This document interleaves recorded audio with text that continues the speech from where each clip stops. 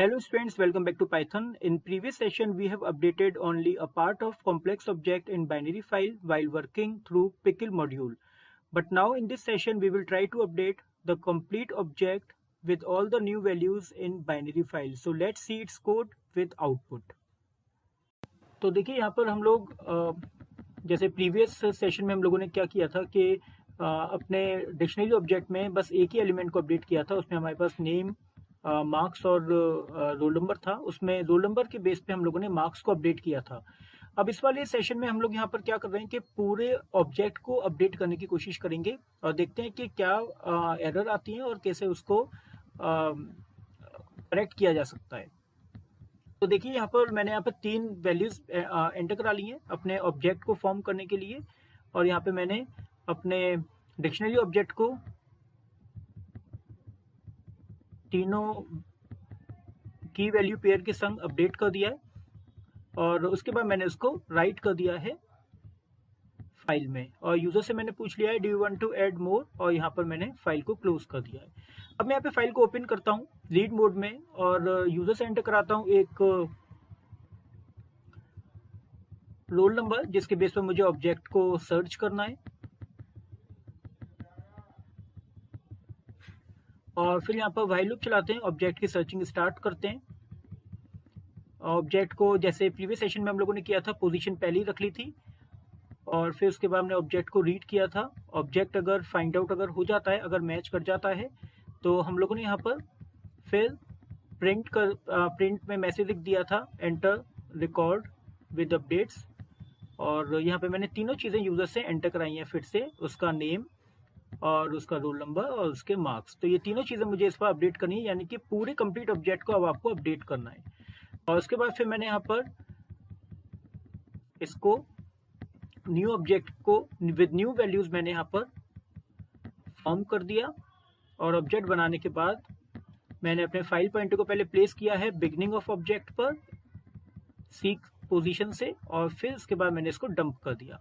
और डंप करने के बाद यहाँ पर मैंने रिकॉर्ड अपडेटेड सक्सेसफुली मैसेज दिया, और ये करने के बाद फिर मैंने ब्रेक कर दिया, और ब्रेक करने के बाद एक्सेप्ट में एक्सेप्शन एरर को हैंडल किया, क्लोज किया, और क्लोज करने के बाद मैंने फाइल को फिर से ओपन किया अपने अपडेटेड रिकॉर्ड्स को प्रिंट करने के लिए। तो यहाँ पर देखिए ये अपडेटेड रिकॉर्ड्स को प्रिंट करने के लिए मैंने लिख दिया, और एक्सेप्ट में कोई अगर एक्सेप्शन अगर आता है तो उसे हैंडल किया, और यहाँ पर फाइल को मैंने क्लोज कर दिया। तो यहाँ देखिए ये एक सिंपल सा प्रोग्राम है, और यहाँ पे मैं पूरी के पूरे ऑब्जेक्ट को कम्प्लीटली मैं यहाँ पर रिप्लेस कर रहा हूँ विद न्यू वैल्यूज। तो देखते हैं यहाँ पर क्या आउटपुट आता है, तो इसे रन करके देखते हैं। तो यहाँ देखिए यहाँ पर मेरे पास एक नेम आ रहा है, तो अभी मैं पहले यहाँ पर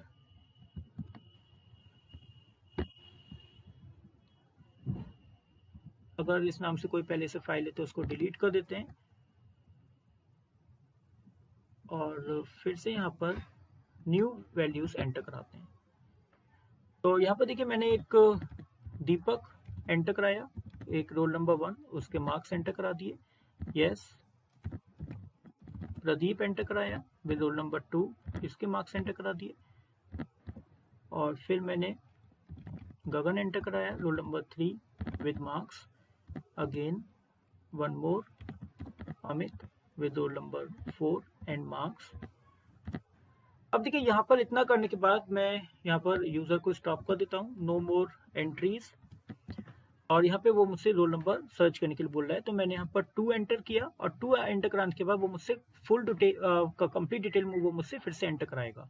तो प्रदीप की जगह तो मैंने यहाँ पर नेम कर दिया, अब एक न्यू नेम कर दिया मैंने सुमित, मैं यहाँ पर चेंज कर रहा हूँ, और रोल नंबर 2 को रोल नंबर 2 ही रख रहा हूँ, और मार्क्स को मैंने अपडेट कर दिया विद 100। तो अब देखिए यहाँ पर क्या हो रहा है, यहाँ पर वो आपको एक्सेप्शन दे रहा है, और एक्सेप्शन जो है वो pickle dot unpickling error type का एक एक्सेप्शन है, जो कि आपके रिकॉर्ड के रिप्लेस होने के बाद, अगर आप यहाँ पर देखें तो आपका जो लास्ट रिकॉर्ड जो वो यहाँ पे शो कर रहा है वो आपको अपडेटेड रिकॉर्ड शो कर रहा है, उसके बाद का जो रिकॉर्ड है वो आपको शो नहीं हो रहा है। इसका क्या रीजन है, जब आप अपने पूरे ऑब्जेक्ट को रीराइट करेंगे तो मे बी अगर उसकी साइज कम या ज्यादा होता है तो वो अपने नेक्स्ट कमिंग जो आपका जो नेक्स्ट जो रिकॉर्ड होता है उसके बाद जो रिटर्न रिकॉर्ड होता है सीक्वेंस में, वो उसको करप्ट कर देगा, करप्ट होने की वजह से यहाँ पर अनपिकलिंग एरर जो यहाँ पे आपको शो हो रही है वो आपको इस तरह से रेज करेगा। तो जरा समझते हैं कि पिकल डॉट अनपिकलिंग एरर और पिकल डॉट पिकलिंग एरर में क्या डिफरेंस है और ये कब रेज होती हैं। तो देखिए यहाँ पर पिकल डॉट पिकलिंग एरर और पिकल डॉट अनपिकलिंग एरर ये दो तरह के एक्सेप्शंस और हैं जो आपके जनरेट होते हैं, इनको डिस्कस कर लेते हैं। पिकल डॉट पिकलिंग एरर आपको तब मिलेगा जब आप किसी एक ऐसी ऑब्जेक्ट को पिकल करने की कोशिश कर रहे हो जिसको अनपिकल करना पॉसिबल नहीं है। तो इस तरह के केस में आपको पिकल डॉट अनपिकलिंग एरर के नाम से वो आपको एक्सेप्शन जनरेट करके देगा। पिकल डॉट अनपिकलिंग एरर आपको तब मिलेगा जब आपका रिटन डेटा करप्ट हो गया है और वो उसको रीड नहीं कर पा रहा है या आपके डेटा को किसी भी तरह से अनपिकल नहीं कर पा रहा है या किसी भी तरह से डेटा आपका वायलेट हो रहा है, यानी कि रीड राइट जो ऑपरेशन के रूल हैं वो उसको फॉलो नहीं कर पा रहा है। तो यूजुअली ये तब आपका रेस होता है जब आपका डेटा करप्ट हो जाता है। तो डेटा करप्शन एक कॉमन रीजन है पिकल डॉट अनपिकलिंग एरर के रेज होने का। तो जब आप अपने पूरे एक डिक्शनरी ऑब्जेक्ट को जब आप राइट करोगे तो उसका जो नेक्स्ट जो रिटन ऑब्जेक्ट होता है वो उसको करप्ट कर देता है। So this method will not be suitable for this purpose कि आप यहाँ पे पूरे के पूरे ऑब्जेक्ट को आप अपडेट कर पाएं। तो इसका क्या सोल्यूशन होगा वो हम लोग नेक्स्ट सेशन में डिस्कस करेंगे।